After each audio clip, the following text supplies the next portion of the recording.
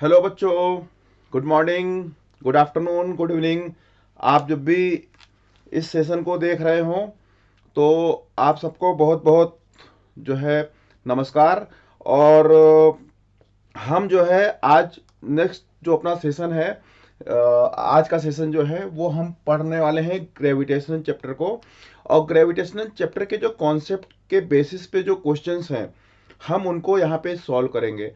तो आपको क्या करना है कि आपको इस जो लेक्चर्स है इस लेक्चर को आखिरी तक आपको जो है अटेंड करना है। इसके कॉन्सेप्ट्स को आपको नोटबुक पर नोट करना है और उस कॉन्सेप्ट को नोट करने के बाद उसको आपको बार बार रिवाइज करना है।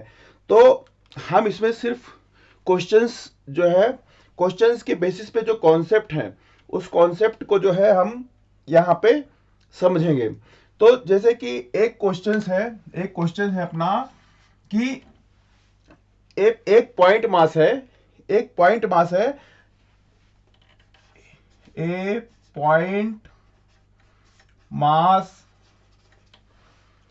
Having mass capital M is divided into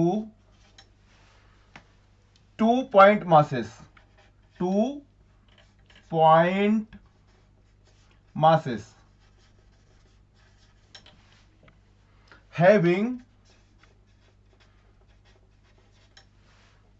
mass small m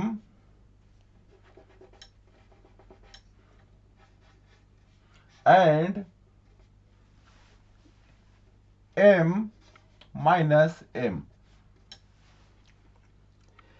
and they are placed at distance r. Calculate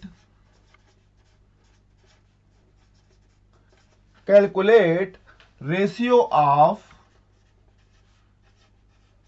m capital M by small m such that force between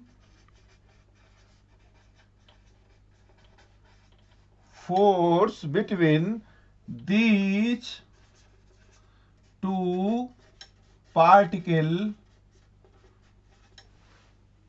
is maximum. Questions जो है बच्चों आप समझने की कोशिश करिए कि एक क्वेश्चन ऐसा पूछा गया है कि एक पॉइंट मास है और उसका मास जो है उसका मास m दिया हुआ है। हम इस मास को जो है टू पॉइंट मासेस में जो है डिवाइड कर देते हैं और उनके मास क्या होते हैं m capital M minus m। मैंने एक जो ऑब्जेक्ट है उसी से हमने एक जो है अपना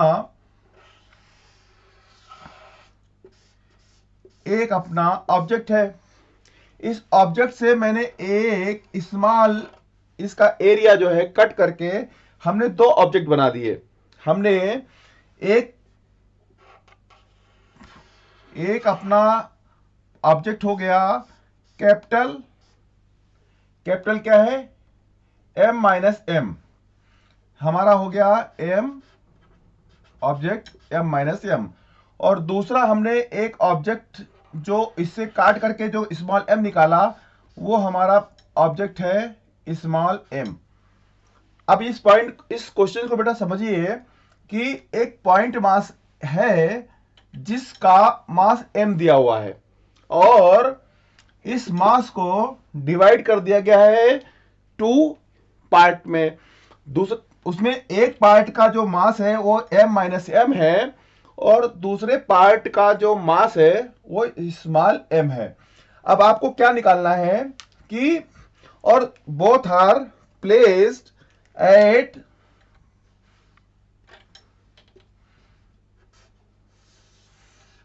both are placed at distance r। ये जो दोनों पार्ट हैं ये दोनों r डिस्टेंस पे जो है रखे हुए हैं। तो आपको क्या निकालना है कि अगर इन दोनों पार्टिकल के बीच में फोर्स मैक्सिमम जो है, आपको जो है मैक्सिमम फोर्स लगना है, तो आपको क्या निकालना है कि m और m का, इस कैपिटल M और स्मॉल m का रेशियो निकालना है। तो जब फोर्स मैक्सिमम है, फोर्स जब मैक्सिमम है तो उस कंडीशन में आपको m अपॉन m का रेशियो निकालना है। अब बेटा कॉन्सेप्ट को समझिए कि दो ऑब्जेक्ट हैं। अब इन दोनों ऑब्जेक्ट का अगर अपने को फोर्स निकालना है और फोर्स क्या है, मैक्सिमम है, तो हमको क्वेश्चंस को सॉल्व करने के लिए क्या करना पड़ेगा, F equal to G capital M small m minus m इसका मास और छोटे वाले ऑब्जेक्ट का मास स्मॉल m अपान में r का स्क्वायर। ये अपना जो है इन दोनों ऑब्जेक्ट के बीच में लगने वाला फोर्स होगा। अब जब ये फोर्स हमको पता है तो अब क्या क्या हमको इसमें समझना है कि अब ये जो दोनों ऑब्जेक्ट है, इन दोनों ऑब्जेक्ट के बीच में जो लगने वाला फोर्स है, ये एक्चुअली क्या है, जो इसमें जो है वेरिएबल क्या है, इसमें वेरिएबल है अपना m जो है वेरिएबल है।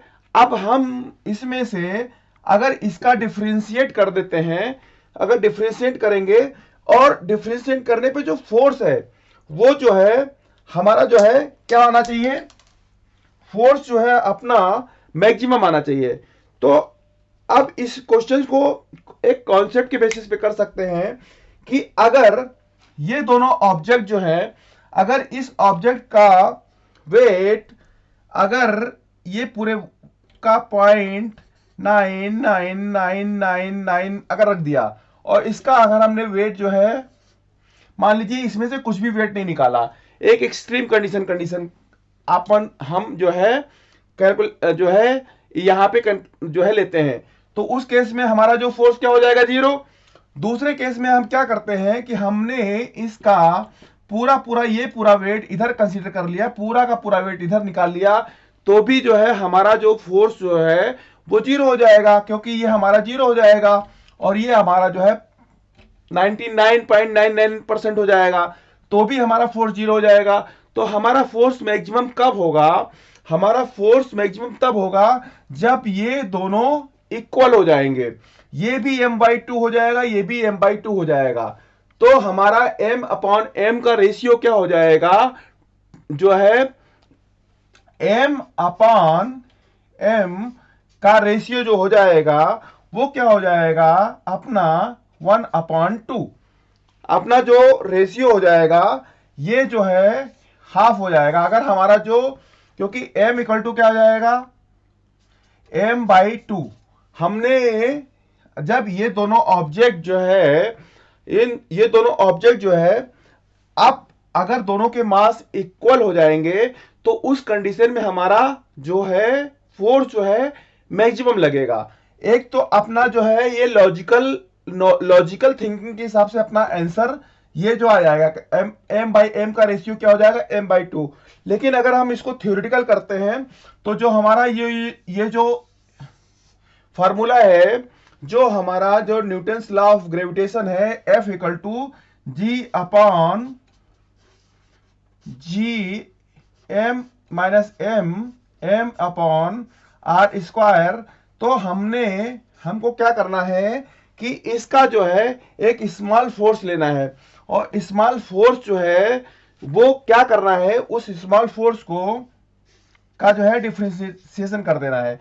तो हमको क्या करना है कि g अपॉन r स्क्वायर जो है, g अपॉन r स्क्वायर क्या हो जाएगा, बाहर हो जाएगा, और m अपॉन m में क्या आएगा, m small m minus m square, और हमने जो है dm के रिस्पेक्ट में इंटीग्रेशन कर दिया, क्योंकि हमको m अपॉन m का रेशियो निकालना है। अब हमारा क्या होगा, इसका differentiation g upon R square और dmm और dm का जो इंटीग्रेशन होगा, डिफरेंशिएशन होगा gm m अपॉन dm का जो है डिफरेंशिएशन होगा वो क्या होगा, चूंकि m का 1 हो जाता है तो क्या हो जाएगा, ये m हो जाएगा, और m स्क्वायर का डिफरेंशिएशन क्या हो जाएगा, 2m हो जाएगा। और ये जो है अपना जो स्मॉल, ये जो df है ये इक्वल टू क्या होना चाहिए, 0 होना चाहिए, क्योंकि force between these two particles is maximum. तो जो स्मॉल जो फोर्स है उसको हमने 0 कर रख दिया, तो हमारा ये जो है अपना जो है कांस्टेंट है, तो हमारा m इक्वल टू क्या आ जाएगा, m इक्वल टू हो जाएगा 2m, और m अपॉन m क्या हो जाएगा, 2 हो जाएगा। तो m अपॉन m का रेशियो अपना क्या हो जाएगा, यानी m इक्वल टू क्या हो जाएगा,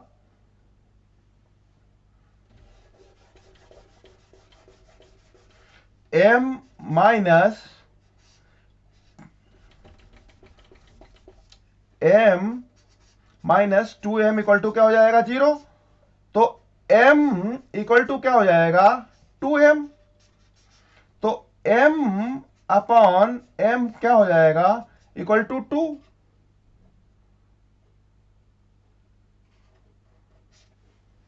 तो अपना जो m अपॉन m का रेशियो जो आ जाएगा वो क्या आ जाएगा, 2। तो हमको क्या निकालना था क्वेश्चन में, कि ratio of m capital M upon m।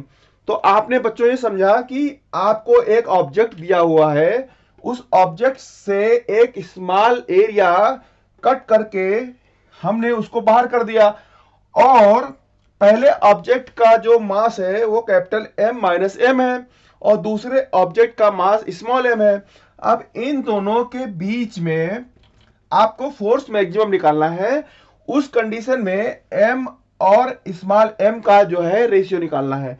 तो आपने क्या किया कि पहले तो आपने लॉजिकल जो है थिंकिंग के हिसाब से आपने ये इमेजिन किया कि जो पहला ऑब्जेक्ट है उसका वेट मैक्सिमम है, और उसमें से 0 वेट हमने बाहर निकाल लिया। उस कंडीशन में जो अपना फोर्स आएगा वो 0 आएगा। सेकेंड कंडीशन आपने क्या माना कि जो अपना सेकेंड ऑब्जेक्ट है इसका आपने वेट मैक्सिमम मान लिया, पूरा का पूरा वेट निकाल के आपने यहां रख दिया, तो अपना यहां पे इन दोनों का जो मल्टीप्लिकेशन है वो 0 हो जाएगा। तो उस कंडीशन में भी फोर्स 0 हो जाएगा। तो अपना मैक्सिमम फोर्स कब होगा, जब ये दोनों जो मास जो है इक्वल मास के होंगे, उस कंडीशन में अपना जो फोर्स होगा मैक्सिमम होगा। तो उस जब दोनों पार्टिकल के फोर्स में मैक्सिमम होगा उस कंडीशन में m अपॉन m का रेशियो जो है इक्वल होगा, यानी m इक्वल टू m/2। तो ये अपना लॉजिकल थिंकिंग हो गया। लेकिन अगर इसको अपन थ्योरेटिकल वे में करते हैं तो हमने जो f निकाला है इसको हमने एक स्मॉल df मान लिया, और उस फोर्स का हमने डिफरेंशिएशन कर दिया, और उस डिफरेंशिएशन को हमने इक्वल टू 0 रख दिया।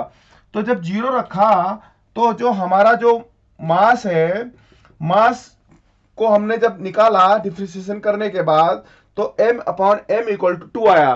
तो हमारा जो मास, जो टोटल मास है और जो उसमें से स्मॉल मास हमने बाहर निकाला, जिनके बीच में हमने जो है फोर्स कैलकुलेट किया, उस कंडीशन में मैक्सिमम फोर्स की कंडीशन में हमारा जो m अपॉन m का रेशियो है वो क्या आया, 2 आया। तो आप बच्चों कॉन्सेप्ट को समझिएगा कि कॉन्सेप्ट में क्वेश्चन क्या कह रहा है, और उस क्वेश्चंस में हमको जो पूछा जा रहा है उस क्वेश्चंस को जो निकालना है m अपॉन m रेशियो, उसके लिए कंडीशन क्या दी हुई है। कंडीशन दी हुई है कि force between these two particles is maximum.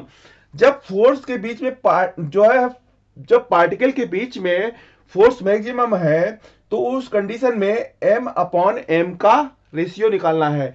तो आपने अगर कॉन्सेप्ट को समझा है तो उस कॉन्सेप्ट को आपको अप्लाई करना है और उन दोनों पार्टिकल के बीच में जो फोर्स है उसको निकालना है। उस फोर्स को कैलकुलेट करके हम m upon small m capital M upon small m का रेशियो हमने निकाला और वो क्या आया 2। तो हमारा आंसर क्या आ गया 2। तो ये हार्डली 30 सेकंड का क्वेश्चन है। अगर आपने इस कॉन्सेप्ट को समझा और इस कॉन्सेप्ट को समझ के आपने 1 2 3 बार प्रैक्टिस कर लिया तो इस तरीके के अगर क्वेश्चंस आएंगे तो उस समय में आपको 20 से 25 सेकंड लगेंगे या आप इवन 5 सेकंड में इस तरीके के क्वेश्चंस को सॉल्व कर पाएंगे। तो बच्चों ये हमारा कॉन्सेप्ट नंबर 1 हो गया। अब हम जो है नेक्स्ट कॉन्सेप्ट को क्वेश्चंस के थ्रू करते हैं।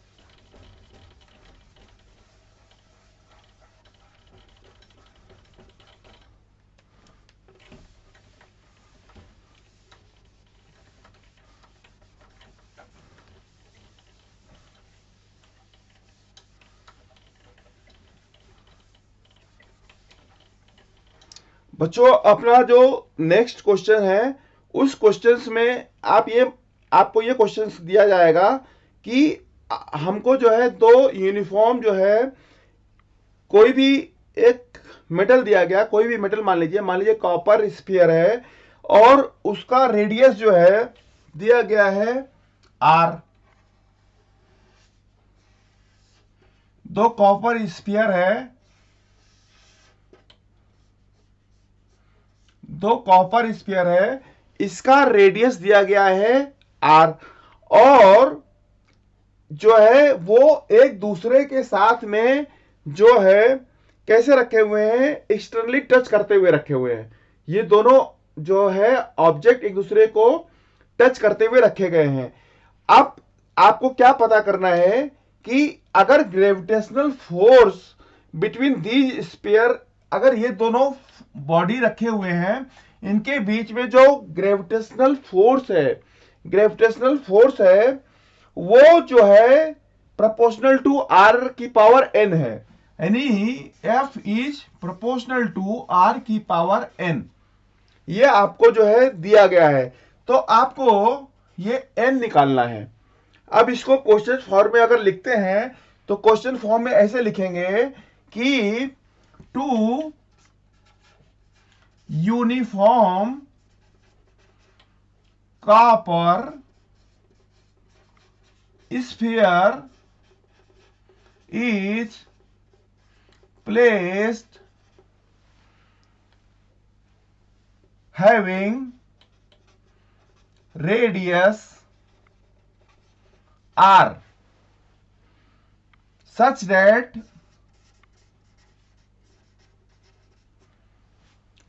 they touch each other. वो एक दूसरे को टच कर रहे हैं, कैसे? एक्सटर्नली, ये एक दूसरे को टच कर रहे हैं। इफ ग्रेविटेशनल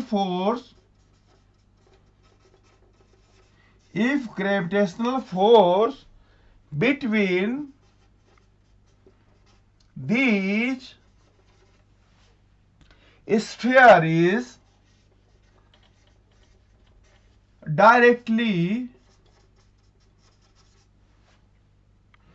proportional to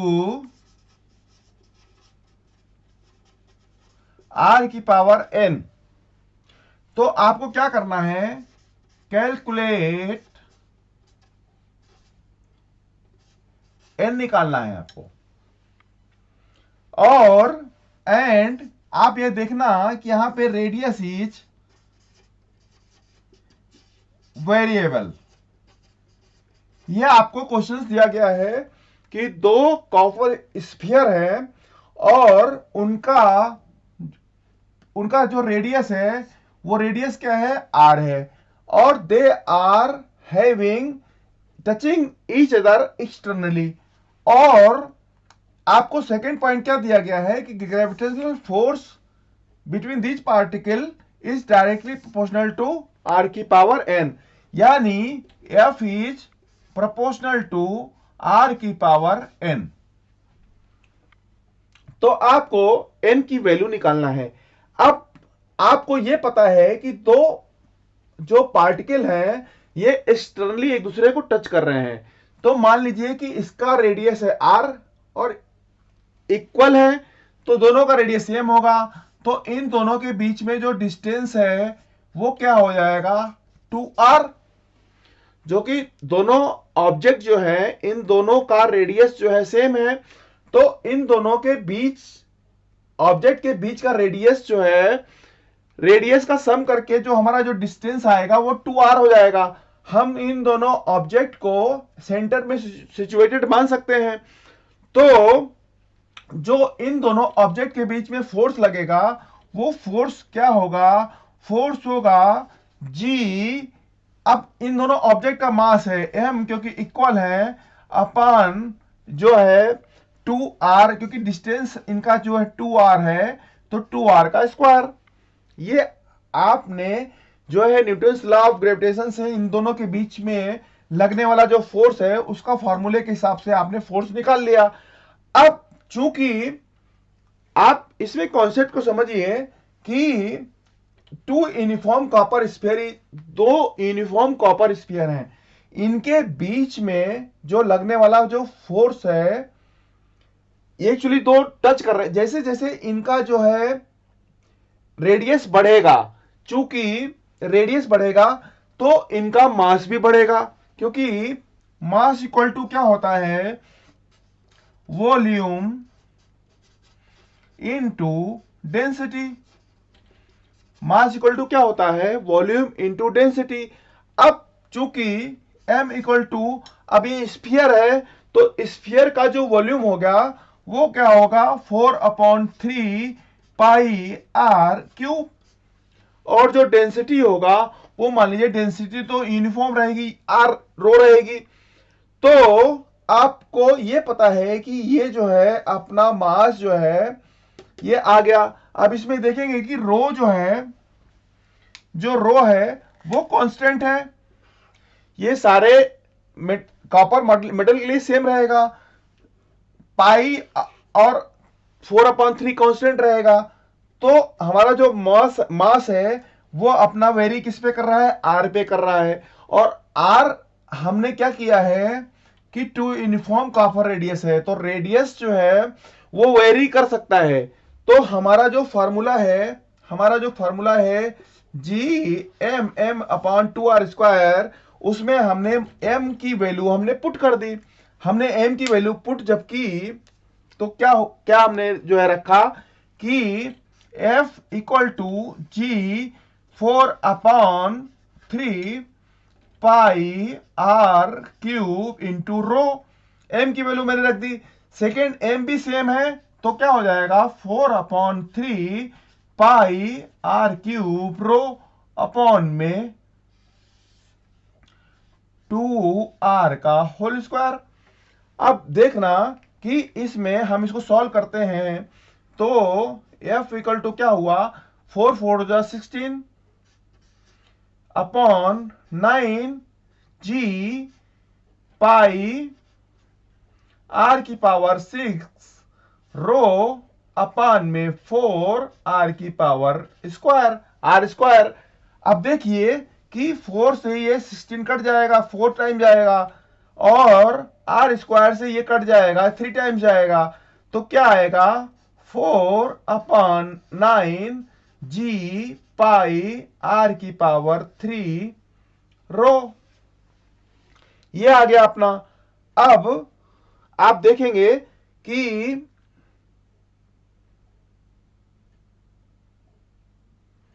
ये अपना ये 2 से जब ये 6 जाएगा तो क्या आएगा, ये 4 आएगा। तो आप देखेंगे कि इस क्वेश्चन में 4/9 जी पाई रो आर की पावर यहां 4 है तो यहां 4 आएगा, तो r की पावर 4। तो चूंकि 4/9 g पाई रो ये कांस्टेंट है, तो f is proportional to r की पावर 4। तो ये जो अपना जो आंसर है, हमारा आंसर हमने क्या पूछा था, हम क्वेश्चन क्या पूछ रहा है कि स्फीयर में जो ग्रेविटेशनल फोर्स है, क्या बोल रहा है कि if gravitational force between these spheres directly proportional to r की पावर n, तो रेडियस आपकी वेरिएबल है, रेडियस वेरिएबल है, तो आपको n की वैल्यू निकालनी है। तो n इक्वल टू क्या आ जाएगा, n इक्वल टू आ जाएगा 4। तो इस क्वेश्चन को आप समझिए कि इस क्वेश्चन में पूछ क्या रहा है। इस क्वेश्चन में पूछ ये रहा है कि दो कॉपर के स्फीयर हैं और उनके रेडियस दिए गए हैं r, और वो जो है एक दूसरे को एक्सटर्नली टच कर रहे हैं। तो उस कंडीशन में आप कंडीशन दिया गया है कि ग्रेविटेशनल फोर्स जो है वो स्फीयर के जो है रेडियस के डायरेक्टली प्रोपोर्शनल है, और वो क्या है, r की पावर n है। तो आपको n कैलकुलेट करना है, मतलब आपको ये जो है n कैलकुलेट करना है। तो n कैलकुलेट करने के लिए आपको ये पता है कि दो ऑब्जेक्ट दिए हुए हैं, उनके बीच में रेडियस r है। तो उन दोनों ऑब्जेक्ट को हमने ये मान लिया कि वो सेंटर ऑफ मास पे सिचुएटेड है। आप देखिएगा कि आप सिर्फ एक स्फीयर के केस में आप मास को सेंटर ऑफ मास पे सिचुएटेड मान सकते हैं। तो आपने F निकाल लिया। जब आपने F निकाल लिया तो आपको पता है कि M वेरी कर रहा है R के अकॉर्डिंग, क्योंकि M इक्वल टू होता है वॉल्यूम इनटू डेंसिटी। वॉल्यूम का फॉर्मूला आपको पता है, वॉल्यूम में का फॉर्मूला होता है 4/3 पाई r क्यूब। तो आपने इस m को आपने इस फार्मूले में आपने रख दिया।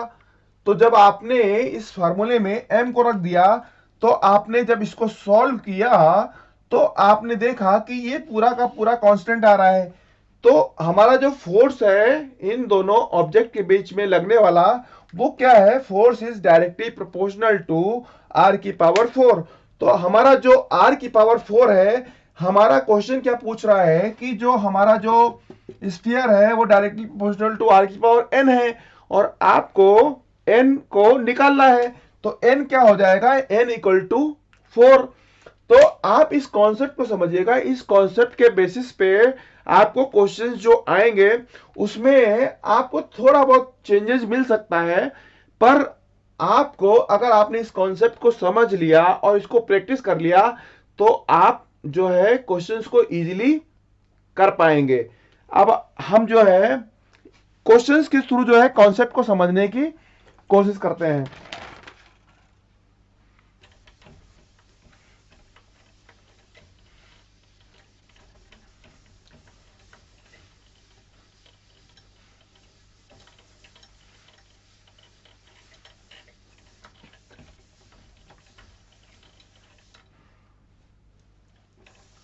नेक्स्ट अपना जो क्वेश्चन है वो क्वेश्चन अपना इस तरीके से दिया हुआ है कि कोई एक जो है ऑब्जेक्ट 4 पार्टिकल दिए हुए हैं, और 4 पार्टिकल का जो मास है वो क्या है, स्मॉल m है। 4 पार्टिकल जो है दिए हुए हैं, उनका मास जो है स्मॉल m है, और वो इस तरीके से प्लेस किए हुए हैं कि वो चारों पार्टिकल के बीच का जो डिस्टेंस है वो क्या है, स्मॉल a दिया हुआ है, और वो चारों पार्टिकल इस तरीके से रिवॉल्व कर रहे हैं कि वो एक सर्कुलर मोशन कर रहे हैं। तो आपको 4 पार्टिकल दिए हुए हैं, और 4 पार्टिकल एक दूसरे से एक स्क्वायर के डिस्टेंस, मतलब स्क्वायर का अगर आप जो है साइड मान लीजिए ए है, तो उस ए डिस्टेंस पे जो है प्लेस्ड है, और वो चारों पार्टिकल जो है वो एक सर्कुलर मोशन में मूव कर रहे हैं। तो आपको क्या पता करना है कि वो ड्यूरिंग मूवमेंट वो एक एक जो है यूनिफॉर्म सर्कुलर मोशन जो है, यूनिफॉर्म सर्कुलर मोशन जो है कंप्लीट में जो है मूव कर रहे हैं, तो उस कंडीशन में आपको उस पार्टिकल का वेट निकालना है। अब क्वेश्चंस को ऐसे समझिए कि 4 पार्टिकल वो जो है m मास के जो है रखे हुए हैं। अब इस जो पार्टिकल रखा हुआ है, इन पार्टिकल के बीच का जो डिस्टेंस है वो क्या है, a है। पार्टिकल के बीच का जो डिस्टेंस है वो a है। अब ये जो पार्टिकल है वो एक सर्कुलर मोशन में जो है मूव कर रहा है। ये चारों पार्टिकल एक सर्कुलर मोशन में मूव कर रहे हैं। तो आपको क्या निकालना है कि आपको स्पीड निकालनी है। 4 पार्टिकल आपको दिए हुए हैं, उनका मास जो है स्मॉल m है, और उनके बीच में जो डिस्टेंस है वो स्मॉल a है, और ये पार्टिकल एक सर्कुलर मोशन में मूव कर रहे हैं, और आपको इस जो पार्टिकल मूव कर रहे हैं इनका जो है आपको स्पीड निकालना है।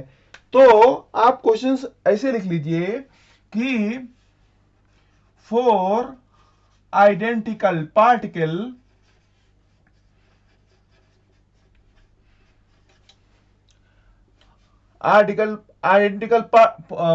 पार्टिकल having mass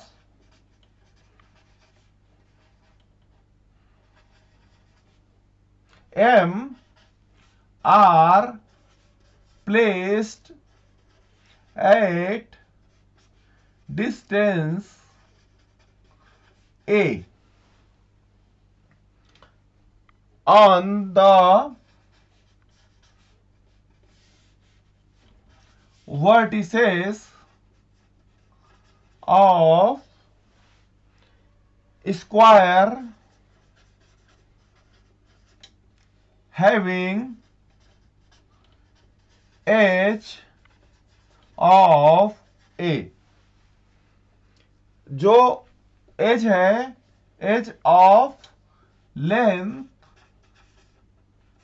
a, ठीक है। अब if these masses are revolving in circle with uniform speed such that they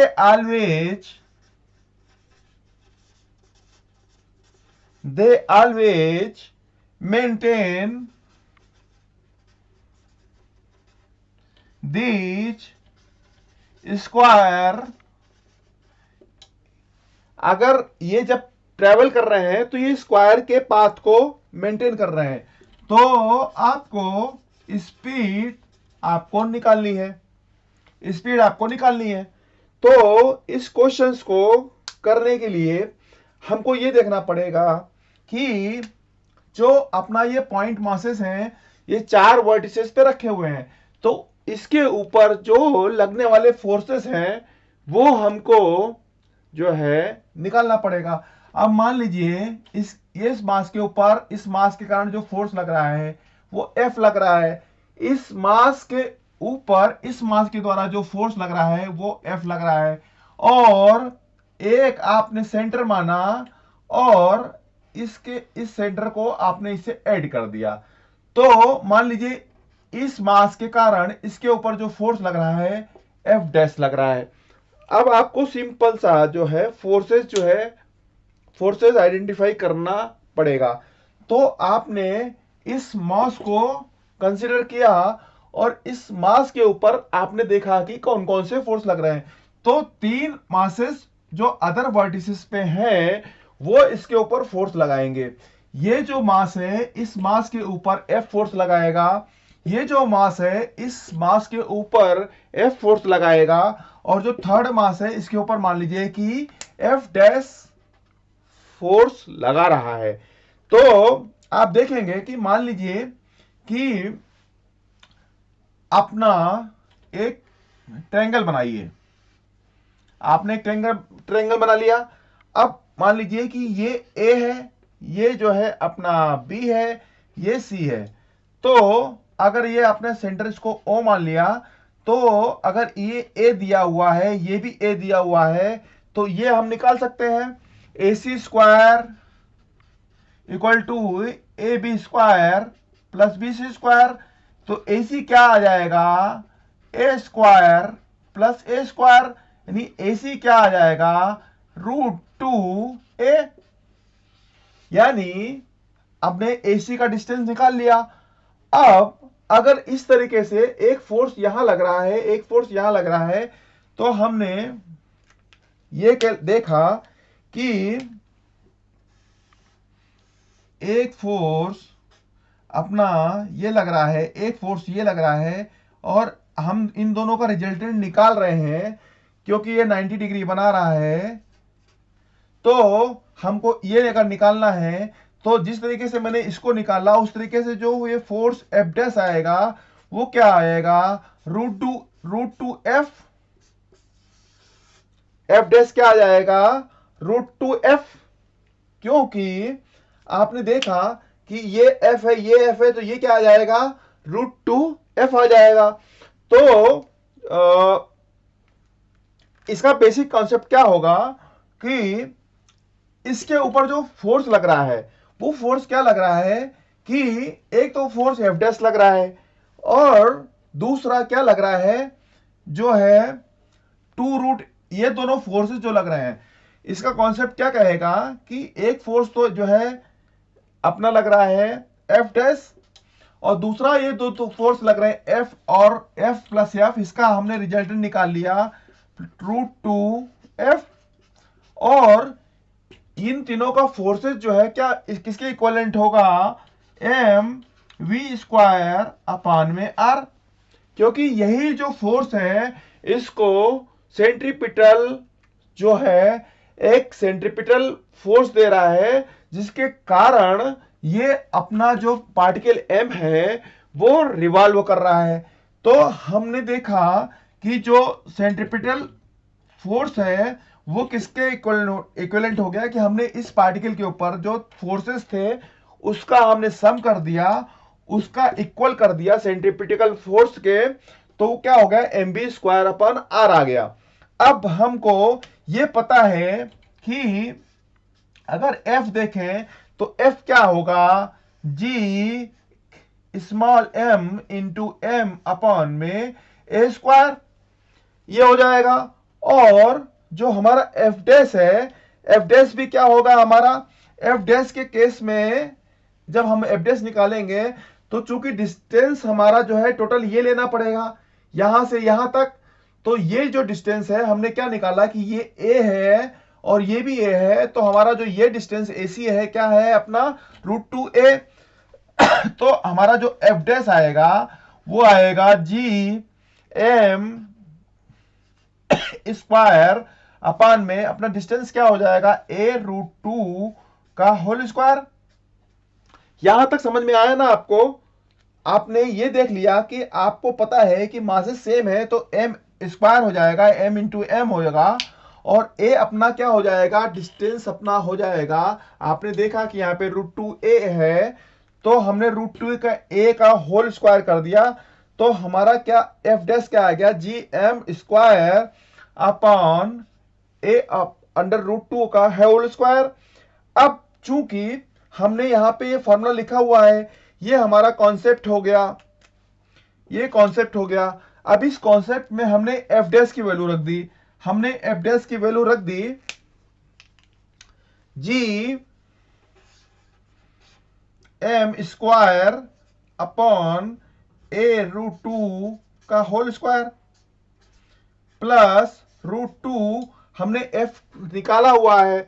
हमारा एफ क्या है, एफ हमारा क्या है, चूंकि एफ हमारा क्या हो जाएगा, जी एम का स्क्वायर अपान में आर का स्क्वायर, सॉरी आर की जगह पे हम क्या लिखेंगे, ए का स्क्वायर।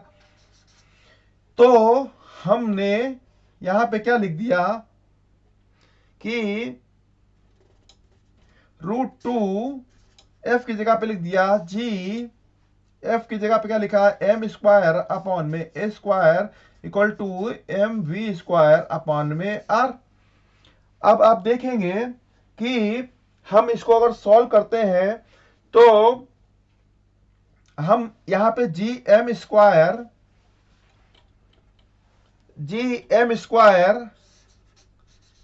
अपॉन में ए स्क्वायर हमने कॉमन ले लिया, क्योंकि यहां भी ए स्क्वायर है।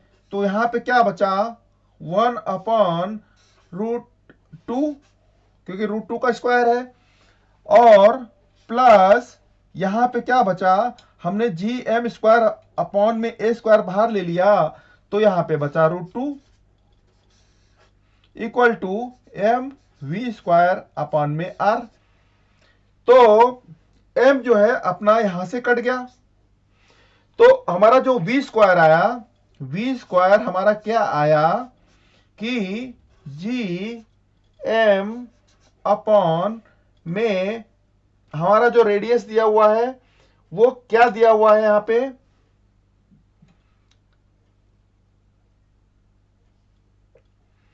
जो रेडियस अपना दिया हुआ है, ये क्या दिया हुआ है, हमने यहां पे ए दिया हुआ डिस्टेंस एक दूसरे के बीच में, तो यहां पे क्या हो जाएगा, ए आ जाएगा। तो हम यहां पे देख रहे हैं कि जी एम अपॉन ए जो है, ए से ए कट जाएगा, यहां पे ए बचेगा, और क्या बचेगा यहां पे, 2√2 प्लस 1 अपॉन में 2, ये हमारा बचेगा। तो अब आप देखेंगे कि ये जो हमारा जो है वी स्क्वायर हमारा निकल के आ गया, तो हमारा v क्या हो जाएगा, under root upon G M upon A, 2√2 plus A upon में 2।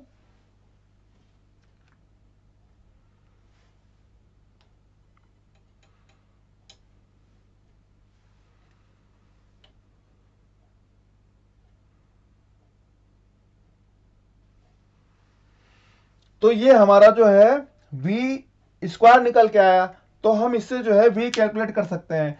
तो हमको स्पीड निकालना था उस कंडीशन में कि अगर मासेस जो है एक सर्किल के अराउंड मूव कर रहे हैं, तो उस कंडीशन में हमारा जो स्पीड होगा वो क्या होगा। तो आपने बच्चों इस क्वेश्चंस को समझा, इस क्वेश्चंस के कॉन्सेप्ट को आपने समझा, इस क्वेश्चंस के कॉन्सेप्ट के थ्रू आप जो है अपने ब्रेन को इस तरीके के क्वेश्चन जब भी आते हैं तो आप उनको जो है उस कंडीशन में आप उस कंक्लूजन पे आ सकते हैं कि आपको कैसे जो है प्रोसीड करना है। तो हम इस क्वेश्चंस को जो है वाइप आउट करते हैं और नेक्स्ट क्वेश्चन पे चलते हैं।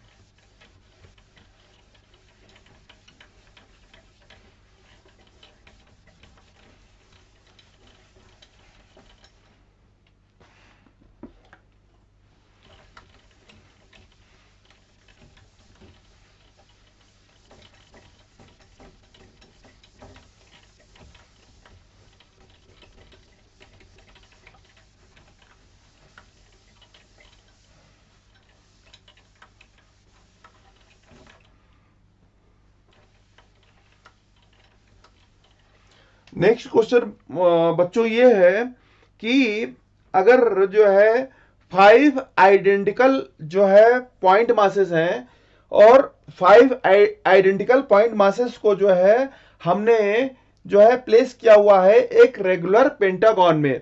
5 आइडेंटिकल मासेस हैं, उनको हमने रेगुलर पेंटागन के जो वर्टिसेस है उस पे हमने जो है उनको रख दिया गया है, ऐसे रखा है कि जो पेंटागन है उसका जो उसका जो साइड है वो क्या है, स्मॉल m है, और आप ये समझिए कि उस जो पेंटागन है जिसके वर्टिसेस पे स्मॉल मास m का पार्टिकल रखा हुआ है, उस पेंटागन के सेंटर पे हमने एक m डैश मास का जो है एक पार्टिकल रख दिया है।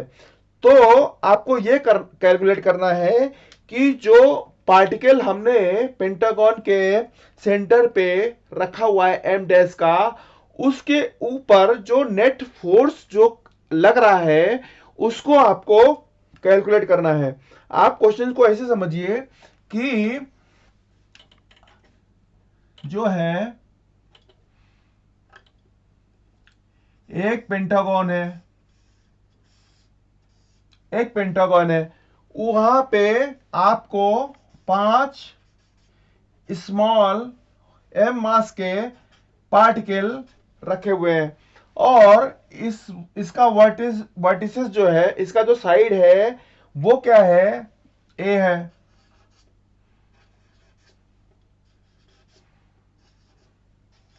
अब सेंटर पे हमने एक m डैश मास का जो है पार्टिकल रख दिया है।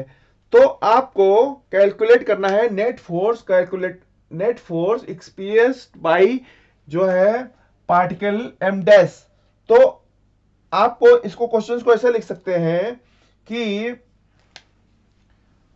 5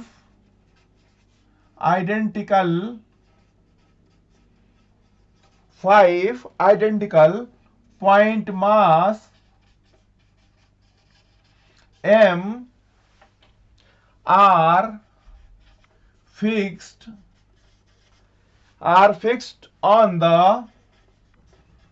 vertices of regular pentagon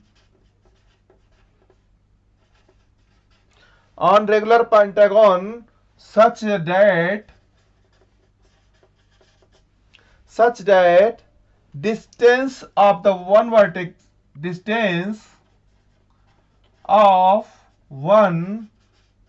any vertex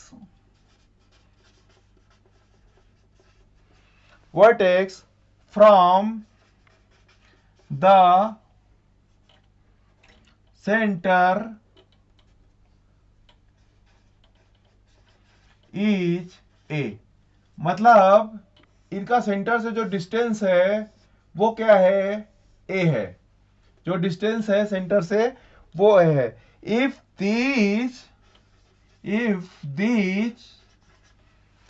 these masses are revolving in circle with uniform speed such that they always maintain these square। ये अपना क्वेश्चन हो गया। तो आपको जो है स्पीड कैलकुलेट करनी है, स्पीड ऑफ दीज पार्टिकल्स आपको कैलकुलेट करना है। तो आपको यह पता करना है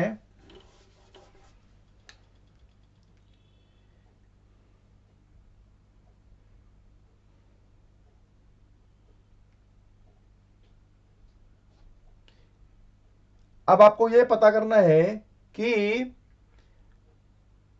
एक पॉइंट मास जो है, a point mass m dash is kept in the center of each place at the center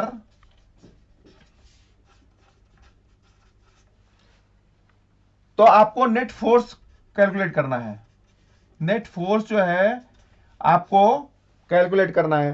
तो आपने देखा कि ये पेंटागन में 5 मासेस रखे हुए हैं, तो इसके ऊपर जो लगने वाले फोर्सेस हैं वो क्या होंगे, इक्वल एंड अपोजिट होंगे। तो जो पेंटागन के सेंटर पे जो मास एमडेस रखा हुआ है, चूंकि F1 प्लस F2 मान लीजिए कि ये फोर्सेस लग रहे हैं, तो पांचों फोर्सेस जो लग रहे हैं ये इन दोनों ये सब एक दूसरे को इक्वल एंड अपोजिट डायरेक्शन में खींचेंगे, तो इनका जो रिजल्टेंट होगा वो क्या हो जाएगा, 0 हो जाएगा।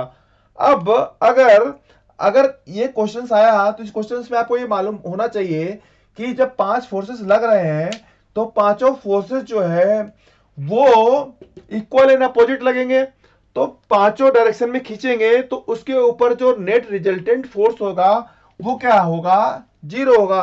अब अगर फर्दर पूछा गया कि मान लीजिए कि इसमें से कोई एक फोर्स, एक मास को हटा दिया गया, तो उस कंडीशन में इसके ऊपर नेट लगने वाला फोर्स क्या होगा, तो आपको ये पता है कि F1 plus F2 plus F3 plus F4 plus F5 equal to 0।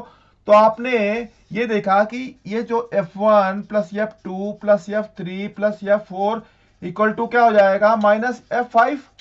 अब आपने देखा कि एक फोर्स को निकाल दिया गया, चूंकि F जो है, F क्या होगा, चूंकि मासेस M रखे हुए हैं और M डैश है, तो इन दोनों के बीच में जो लगने वाला फोर्स है, मान लीजिए कि F1 है, तो क्या हो जाएगा, जी M डैश अपॉन जो है इनके बीच का जो डिस्टेंस है वो मान लीजिए A है, A स्क्वायर। तो सारे जो फोर्सेस है F1 F2 F3 F4 ये सारे सेम होंगे, पर आप देखेंगे इन चारों का सम जो है माइनस F5 के बराबर है। तो आपको ये क्वेश्चन अगर दिया गया कि अगर इसमें से एक फोर्स हटा दिया गया तो लगने वाला नेट रिजल्टेंट फोर्स क्या होगा, तो नेट रिजल्टेंट फोर्स क्या है, ये चारों का जो सम है वो चारों का सम जो है इक्वल टू माइनस F5 है। तो F5 F4 F3 F4 F2 F1 सब बराबर है, तो जो हमारा जो नेट फोर्स है F1 निकल के आया वो हमारा जो है GM dash upon A square, ये हमारा जो है नेट रिजल्टेंट फोर्स निकल के आया। तो इस क्वेश्चन में क्या पूछा गया है कि 5 identical point masses are placed at the regular pentagon, और अगर सेंटर पे कोई एक पार्टिकल रखा गया है जिसका मास m डैश है, तो m डैश के ऊपर जो लगने वाला नेट फोर्स है वो हमको कैलकुलेट करना है। तो चूंकि आप देखेंगे कि ये रेगुलर पेंटागन है, और अगर रेगुलर पेंटागन है तो इसके बीच में अगर कोई मास रखा गया हुआ है, तो उसके ऊपर जो सराउंडिंग में जो मासेस हैं उसके द्वारा जो लगने वाला फोर्सेस है वो क्या इक्वल एंड अपोजिट होगा, तो जो टोटल फोर्सेस है उसका सम इक्वल टू हो जाएगा 0। तो नेट फोर्स जो है एम डैश पे जो लगेगा वो क्या हो जाएगा, 0। अगर इसमें से क्वेश्चन ये पूछा गया कि एक पार्टिकल को हमने हटा दिया तो नेट फोर्सेस क्या होगा, तो हमने अगर एक पार्टिकल को निकाल दिया तो हमारा ये 4 पार्टिकल बचे, 4 पार्टिकल का सम जो है माइनस F5 हो जाएगा। और आप देखेंगे कि जो हमारा F1 है वो सब F1 F2 F3 F4 equal है, F1 इक्वल टू आप निकालेंगे तो GM dash upon A square हो जाएगा। तो हमारा जो नेट रिजल्टेंट जो फोर्स हो जाएगा वो क्या हो जाएगा, GM dash upon A square. तो जब भी हमने एक पार्टिकल को हटा दिया तो जो हमारा जो फोर्स होगा वो एक्सपीरियंस होगा GM dash upon A square. ठीक है बच्चों, तो आपने जो ये क्वेश्चंस कर लिया। अब हम एक क्वेश्चंस ऐसा करेंगे जो कि वेरिएबल फोर्स पे होगा। अभी तक हमने जो है कांस्टेंट फोर्स पे क्वेश्चंस को किया, अब एक क्वेश्चंस हम करेंगे जो कि वेरिएबल फोर्स पे होगा।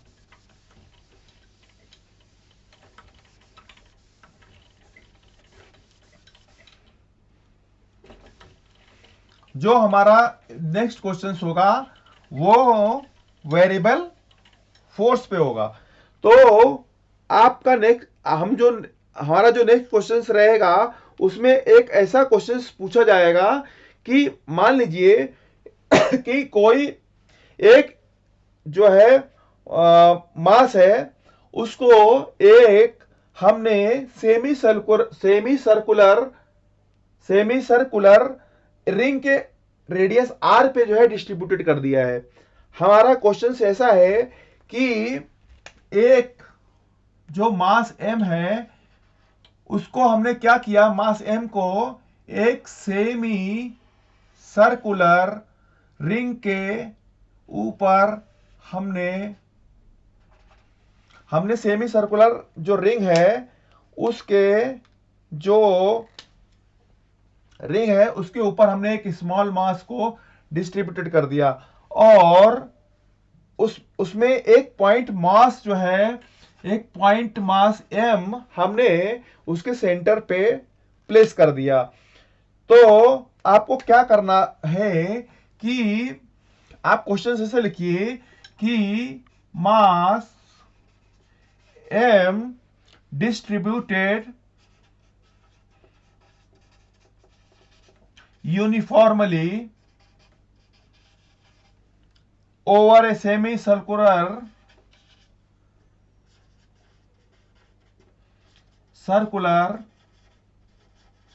ring. Mass m distributed uniformly over a semicircular ring of radius r.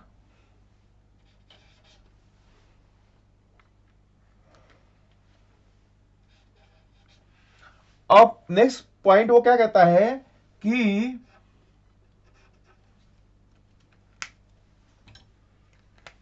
a point mass m is fixed at the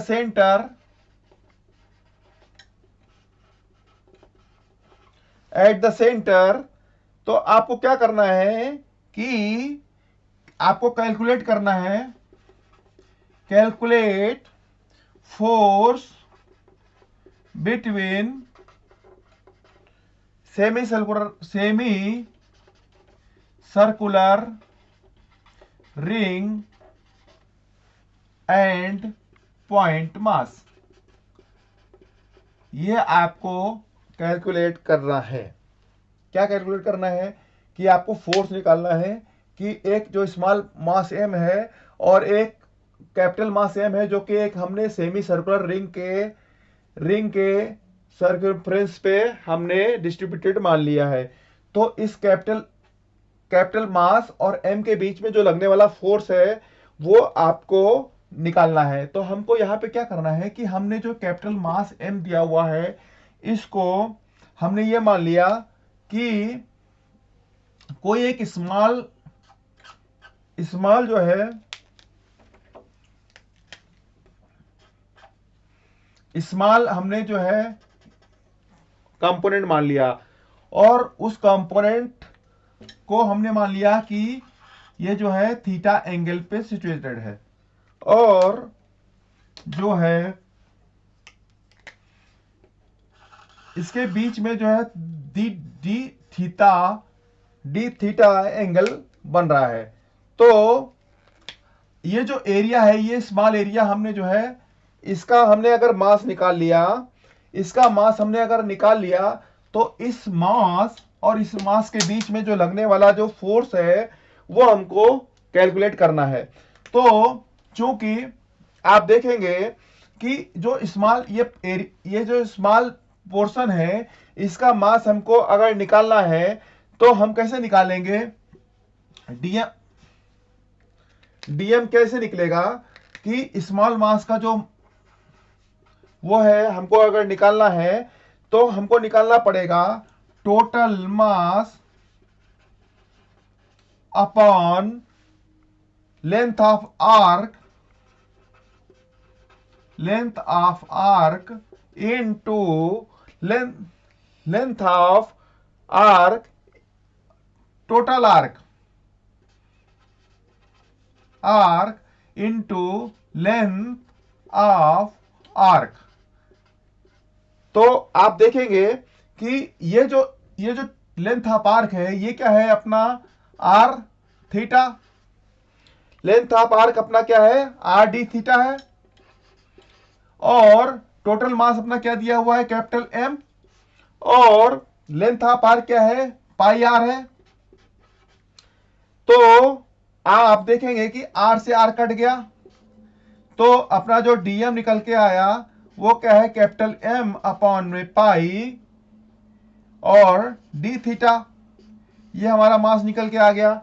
अब हमारा जो फोर्स है, फोर्स हमको निकालना है, तो आप देखेंगे कि ये जो फोर्स है, फोर्स जो है ये सेमी सर्कुलर रिंग पे जो फोर्स यहां पे लग रहा है, आप देखिएगा कि मान लीजिए ये सेमी सर्कुलर रिंग है, तो इसके ऊपर एक इस पार्ट के कारण एक फोर्स जो है इधर लग रहा है dF, और सेम जो है ऐसा एक फोर्स जो है इधर लगेगा। तो जो कि फोर्स जो है वेक्टर क्वांटिटी है, तो इसके दो कंपोनेंट होंगे, एक तो होगा dF cos थीटा, एक हो जाएगा dF sin थीटा। इसी तरीके से इसका एक कंपोनेंट हो जाएगा dF cos थीटा और एक कंपोनेंट हो जाएगा dF sin थीटा। तो जो dF sin थीटा है dF cos थीटा एक दूसरे को कैंसिल कर देंगे, और जो dF sin थीटा है वही एक्चुअल फोर्स जो है इस पार्टिकल के ऊपर लगने वाला है।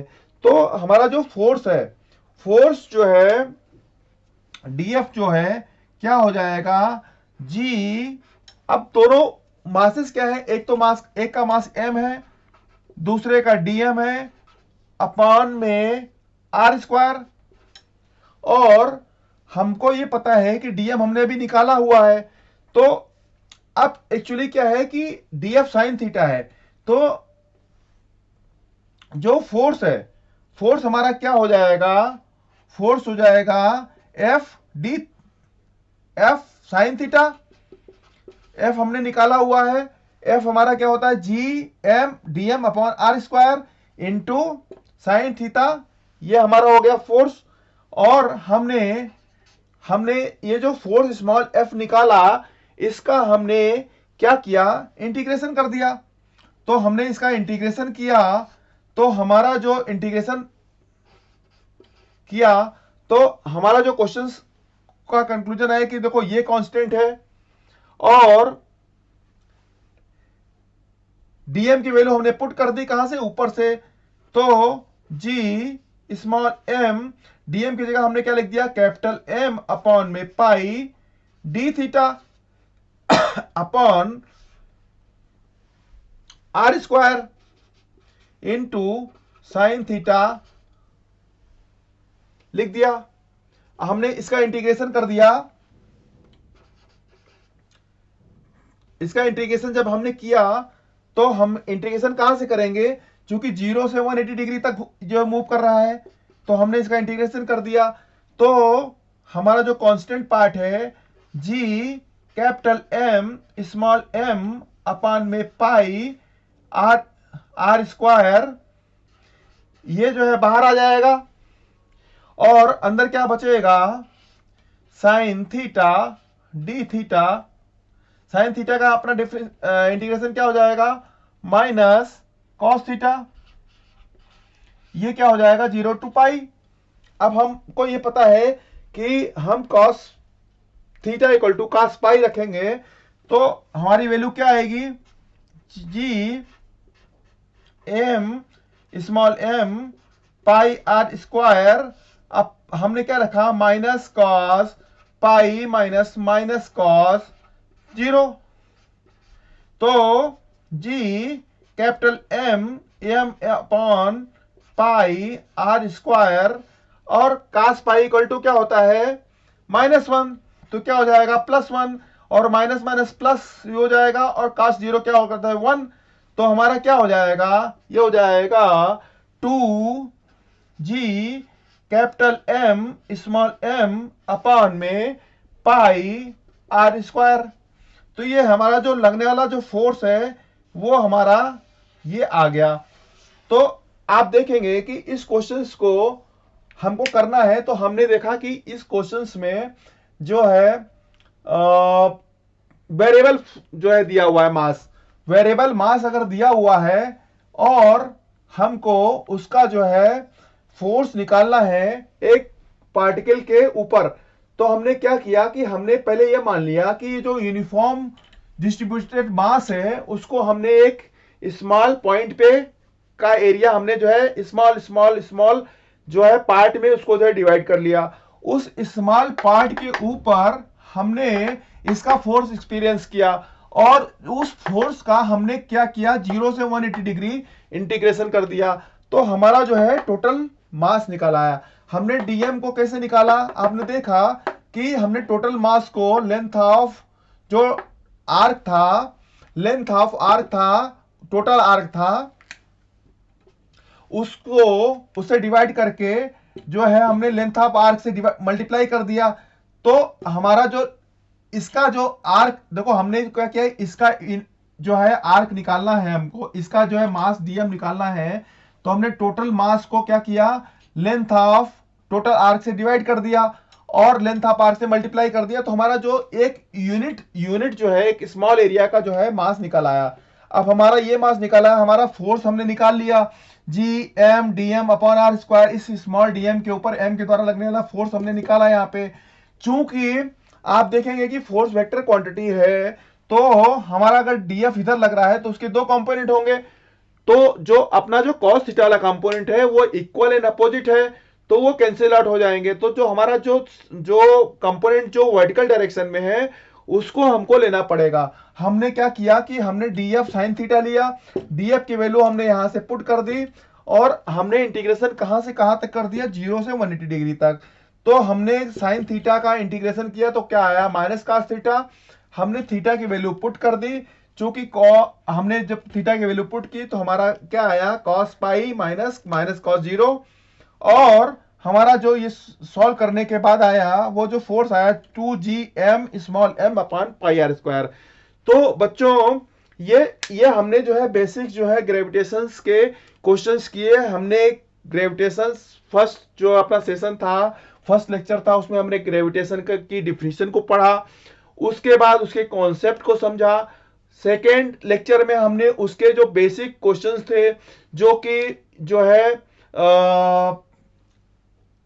क्वेश्चंस जो है बेसिस थे, उसके कॉन्सेप्ट के बेसिस पे थे, उन क्वेश्चंस को सॉल्व किया और इन क्वेश्चंस के बेसिस पे हमने उस कॉन्सेप्ट को अंडरस्टूड किया कि हम इस अगर हमको क्वेश्चंस आते हैं तो उस क्वेश्चंस में हम कॉन्सेप्ट के थ्रू कैसे हम प्रोसीड कर सकते हैं। तो बच्चों आपने आज यहां तक पढ़ा, हम नेक्स्ट सेशन में जो है इसके फर्दर प्रोसीड करेंगे। तो आप बच्चों यहां तक के कॉन्सेप्ट को समझिए, उसको जो है प्रैक्टिस कीजिए और अच्छे से अच्छे नंबर स्कोर कीजिए। ओके बच्चों, थैंक यू वेरी मच।